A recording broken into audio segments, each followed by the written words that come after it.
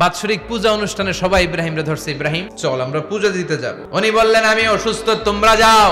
সবাই বলল ঠিক আছে আমরা যাই। ইব্রাহিম তুই আমাদের ঘরের মূর্তিগুলারে পাহারা দে। তো সাইয়েদনা ইব্রাহিম অবাক, কি রে এত মূর্তি, এত ভাবে আর অঙ্গভঙ্গি করে আছে, এত খাবার দেয়া, খায় না কেন? উনি ভাবলেন ওরা হয়তো খেতে পারে না, নাগাল পাচ্ছে না, কিংবা আমারে দেখে লজ্জা পাচ্ছে। নিজ থেকে রসমলাইয়ের বাটি তুলে ধরলেন। উনি বললেন খা। কেউ খায় না, খা নাইলে কথা ক। খায় না, কথাও কয় না, বাকি আছে মায়ের মারতে শুরু করলে। যতগুলো মূর্তি ছিল সবগুলো মেরে বড় মূর্তিটার গায়ে মারতে যাবে, in the meantime stop না, এটারে মারো। আর বুদ্ধি করে কুড়ালটারে বড়টার কান্দে ঝুলাইয়া দিলে। বিকেল বেলা পূজা মণ্ডপ থেকে সব এসে দেখে সর্বনাশ।